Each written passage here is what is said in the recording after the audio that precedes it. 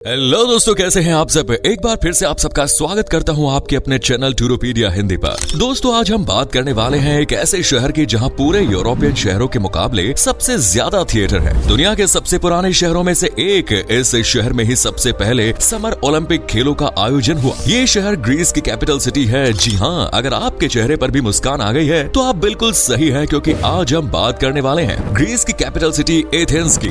जी हाँ, वही शहर जिसे अजनबियों का प्रेमी भी कहा जाता है। तो चलिए देर किस बात की, अपना सीट बेल्ट बांध लीजिए अच्छे से और निकलते हैं एथेंस के एक शानदार सफर पर। दोस्तों, इस खूबसूरत से शहर को एथेंस या एथेना के नाम से भी जाना जाता है, जो ग्रीस या यूनान की कैपिटल सिटी होने के साथ साथ वहाँ का सबसे बड़ा शहर भी है। एथेंस को एटर्नल सिटी कहा जाता है, यानी सनातन शहर, मतलब वो शहर जहाँ लंबे समय से इंसानों का निवास है। दोस्तों, एथेंस 38.96 वर्ग किलोमीटर एरिया में फैला हुआ है। शहर की खूबसूरती को कई गुना तक बढ़ा देती है केफिसोस नदी, जो पश्चिमी भाग में बहती है। इसके अलावा यहाँ इलिसोस नदी भी मौजूद है, लेकिन ये अक्सर सूखी नजर आती है। शहर की पॉपुलेशन की बात करें तो वो है 31,54,000, जो 2021 के मुकाबले 0.3% बढ़ी है। हालांकि जब इस शहर को ग्रीस की कैपिटल सिटी घोषित किया गया था, तब यहाँ के पॉपुलेशन महज 5,000 थी, लेकिन पिछले 2 दशक में यही आबादी 3 लाख तक जा पहुंची। एथेंस का इतिहास आज से करीब 3,000 साल पुराना माना जाता है। रिकॉर्ड्स में देखें तो ये शहर 3000 ईसा पूर्व से लगातार बसा हुआ है। 1400 ईसा पूर्व तक ये बस्ती माइसिनियन सभ्यता का महत्वपूर्ण केंद्र बन गई थी। ऐसा माना जाता है कि एथेंस में सबसे पहले बसने वाले कई जातीय समूह थे, जो कई राज्यों में बटे हुए थे। बाद में उन्होंने खुद को चट्टानों के पास स्थापित किया और इन्हें ही बाद में एक्रोपोलिस कहा गया। ग्रीक माइथोलॉजी की माने तो सैक्रोप्स, जो आधा इंसान और आधा सांप था, उसने ही एथेंस की स्थापना की और पहला राजा बन गया। एथेंस को एथेना भी कहा जाता है, जिसका मतलब होता है बुद्धि और साहस, यानी दिमाग और हिम्मत। एथेंस के नाम पर गौर फरमाए तो ये 2 देवताओं के बीच हुई एक प्रतियोगिता का नतीजा है। ग्रीक माइथोलॉजी के अनुसार एथेंस की पेरेंट देवी एथेना और पॉसिडोन को शहरवासियों को उपहार यानी गिफ्ट देना था। ऐसे में पॉसिडोन ने उन्हें पानी दिया और एथेना ने एक जैतून का पेड़। अब पहले तो शहरवासियों को लगा कि पानी उनके लिए सबसे जरूरी है, इसीलिए वो पॉसिडोन की तरफ चले गए। लेकिन जैसे ही उन्होंने देखा कि ये पानी तो पीने लायक नहीं है, वैसे ही उन्होंने पलटी मार ली और एथेना की इस प्रतियोगिता में जीत हुई और तभी से इस शहर को नाम मिला एथेंस या एथेना। एथेंस को यूरोपियन सभ्यता का केंद्र माना जाता है, जहाँ के खंडहर ही शहर और ग्रीस के लिए इतिहास की कहानी को बयां करते हैं। हर साल यूरोपियन शहरों में से एक को यूरोप की कल्चरल कैपिटल के रूप में चुना जाता है और 1985 में ये दर्जा एथेंस को दिया गया। दोस्तों, एथेंस के लोगों को एंटरटेनमेंट से गजब का प्यार है और यहाँ के लोगों को म्यूजिक डांस का बड़ा शौक है। इसके अलावा फिल्में देखना इनका फेवरेट काम है। शायद इसीलिए यहाँ पूरे 152 थिएटर मौजूद है। जी हाँ, एक छोटे से शहर में 152 थिएटर है, जो किसी भी दूसरे शहर के कंपैरिजन में बहुत ज्यादा है। एथेंस में गर्मी दबा के पड़ती है, इसीलिए गर्मियों में ज्यादातर टूरिस्ट यहाँ आने से बचते हैं। एक बार यहाँ का टेम्परेचर +48 डिग्री सेल्सियस तक दर्ज किया गया, जो कि बाकी यूरोपियन शहरों की तुलना में काफी ज्यादा है। पूरे यूरोप में भाई आपको एथेंस जैसे सैंडल कहीं नहीं देखने को मिलेंगे। आज भी पूरी दुनिया में एथेंस को यहाँ के कमाल के सैंडल्स के लिए जाना जाता है। हाँ, ये थोड़े महंगे होते हैं, लेकिन क्योंकि इन्हें हाथ से सिला जाता है तो ये काफी सुंदर भी होते हैं।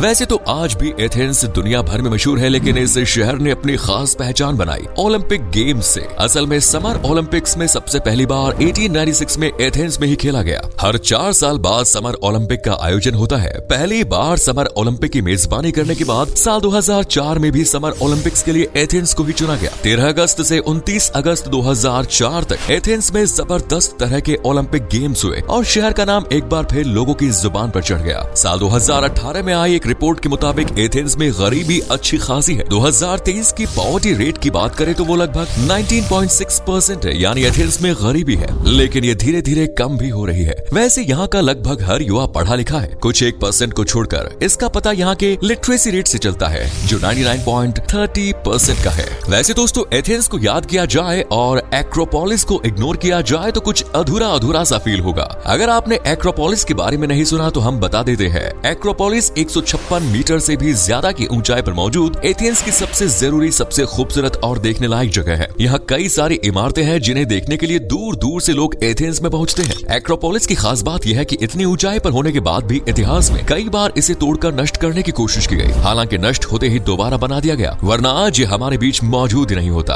एक्रोपोलिस में सबसे अट्रैक्टिव बिल्डिंग है पार्थेनन, जिसे 447 ईसा पूर्व से 432 ईसा पूर्व के दौरान बनाया गया। इसके अलावा प्रोपिलैया, एरेचथियोन, हेरोडेस, अट्टिकस का ओडोन, एरेचथियोन का मंदिर और एथेना निके का मंदिर देखने के लिए कमाल की जगह है। एक्रोपोलिस में डायोनिसस का रंगमंच भी है, जहाँ कभी रंगारंग कार्यक्रम हुआ करते थे। इसके ठीक सामने एक लंबा मंच था जहाँ कभी प्रोग्राम्स हुआ करते थे। आज से दूर एक्रोपोलिस के इतिहास पर नजर डालें तो वो काफी खतरनाक है। जैसे साल 1821 में एथेंस पर ग्रीक के ही कुछ विद्रोहियों ने हमला किया और फिर साल 1822 में एक्रोपोलिस पर कब्जा कर लिया। लेकिन साल 1826 में एक बार फिर एथेंस तुर्कों के हाथों में आ गया। तुर्कियों ने यहाँ बमबारी की और एक साल बाद ही एक्रोपोलिस पर कब्जा कर लिया और साल 1833 तक एक्रोपोलिस पर तुर्कों का ही कब्जा रहा। फर्स्ट वर्ल्ड वॉर के बाद सेकेंड वर्ल्ड वॉर के दौरान यहाँ जर्मन सैनिकों ने कब्जा कर लिया और शहर पर हवाई बमबारी भी की, जिस वजह से शहर का ज्यादातर हिस्सा खंडहर में तब्दील हो गया। लेकिन फिर समय के साथ एथेंस भी एक आजाद और विकसित शहरों की लिस्ट में शामिल हुआ। धीरे धीरे शहर में शांति स्थापित हुई और लोगों ने चैन की सांस ली। एक जमाना था जब यहाँ ट्रांसपोर्ट के लिए कुछ खास व्यवस्था नहीं थी, ना तो रास्ते ठीक थे और ना ही रास्तों को कंट्रोल करने वाले। लेकिन आज ऐसा नहीं है। आज एथेंस में ट्रांसपोर्ट के लिए कार, ट्रक, बस सब कुछ अवेलेबल है और यहाँ हर साल लाखों की संख्या में एक्रोपोलिस सहित तमाम जगहों को निहारने के लिए पहुँचते भी है। यूँ तो किसी शहर में मौजूद खंडहरों को देखने में किसी को कोई दिलचस्पी नहीं होती, लेकिन दोस्तों एथेंस के खंडहरों में एक अलग ही कहानी देखने को मिलती है जो लोगों को अपनी तरफ अट्रैक्ट करती है। यही कारण है कि एथेंस के इतिहास को समझने और यहाँ मौजूद खंडहरों को देखने के लिए भी बड़ी संख्या में लोग पहुँचते हैं। वैसे आपको सिर्फ खंडहर देखने की जरूरत नहीं, क्योंकि यहाँ कई और खूबसूरत पर्यटन स्थल भी है, जैसे एक्रोपोलिस म्यूजियम, जो प्राचीन यूनानी कला के सबसे कीमती म्यूजियम्स में से एक है। यहीं से कुछ कदम की दूरी पर है प्लाका और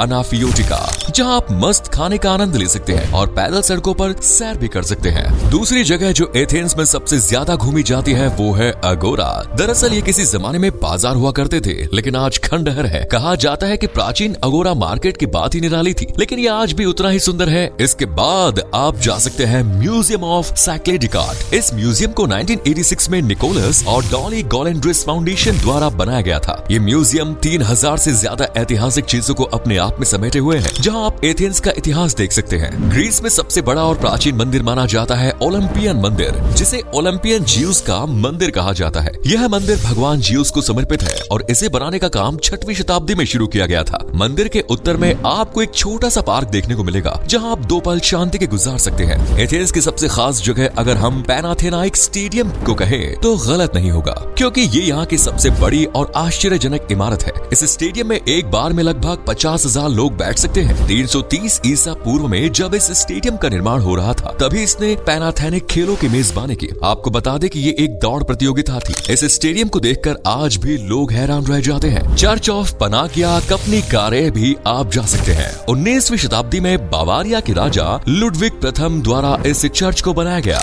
एथेंस ऐतिहासिक इमारतों के साथ साथ व्यापार और प्रोडक्शन में भी ग्रीस का जाना माना शहर है। यहाँ आपको कपड़ों, डिस्टिलरीज, मिट्टी के बर्तन, साबुन कारखाने, केमिकल और कालीन के कारखाने देखने को मिल जाएंगे, जिनके जरिए आज एथेंस की ज्यादातर आबादी अपना घर चला रही है। इसके अलावा शहर की ज्यादातर आबादी खेती से भी जुड़ी हुई है और यहाँ जैतून, टमाटर की खेती सबसे ज्यादा की जाती है। बाकी ये शहर व्हाइट सीमेंट, बॉक्साइट और कपड़े का एक्सपोर्ट सबसे ज्यादा करता है। एथेंस के लोग बहुत ही मिलनसार होते हैं, मतलब फ्रेंडली। इवन इस शहर के बारे में कहा जाता है कि ये वो शहर है जहाँ अजनबियों से प्यार किया जाता है। अगर आप एथेंस में घूमने के लिए जाते हैं तो आपको किसी भी तरह की परेशानी का सामना नहीं करना पड़ेगा, क्योंकि आपके पास परेशानी आने से पहले ही लोग उसे सुलझा देंगे। वैसे यहाँ के लोग काफी एक्टिव, चुस्त दुरुस्त और सीधे हैं, लेकिन शार्प होते हैं। ये खाने पीने के भी बड़े शौकीन होते हैं, इसीलिए एथेंस को फूड लवर्स के लिए स्वर्ग माना जाता है। एथेंस में सबसे ज्यादा पसंद की जाने वाले डिशेस पर नजर डालें तो इनमें आती है मौसाका और जायरोस, जिसे पोर्क या चिकन के साथ बनाया जाता है, और सागना की जो पनीर से बनी लजीज डिश होती है। वही नाश्ते में बैगास्टा बड़ा कमाल का होता है, जो मीठा और नमकीन होता है। इसके बाद सोवलाकी सैलेड के तौर पर चोरिया टिकी और डोलमा जैसे डिशेस को खूब पसंद किया जाता है। वैसे हाँ, एथेंस जाएं तो ग्रीक दही को टेस्ट करना बिल्कुल न भूलें। सुना है बड़ा अलग सा टेस्ट होता है इसका। शॉपिंग के लिए आप फ्लेया मार्केट जा सकते हैं, जिसके लिए एथेंस पूरी दुनिया में फेमस है। यहाँ इसे मोनास्टिरा की बाजार के रूप में भी जाना जाता है, जहाँ हर संडे को भारी भीड़ देखने को मिलती है। पुराने म्यूजियम सिस्टम से लेकर पुराने किताबें और पुराने पेंटिंग्स तक सब कुछ इस मार्केट में मिलता है। इस इसके अलावा अगर आप समंदर किनारे कुछ समय बिताना चाहते हैं तो भी एथेंस आपका वेलकम करता है, क्योंकि यहाँ गजब के सी बीच से है। यहाँ आप चमचमाती धूप, पानी की बूंदे, सुनहरी रेत और कमाल के मौसम का मजा ले सकते हैं। तो दोस्तों ये था ग्रीस का खूबसूरत शहर एथेंस। अगर आप कभी गए हैं एथेंस या फिर ग्रीस तो अपना एक्सपीरियंस हमारे साथ शेयर करें। बाकी वीडियो कैसे लगी जरूर बताइए। वीडियो बनाने में काफी मेहनत लगती है, तो दोस्तों प्लीज वीडियो को लाइक करें, शेयर करें और हमारे चैनल को सब्सक्राइब जरूर करें। धन्यवाद।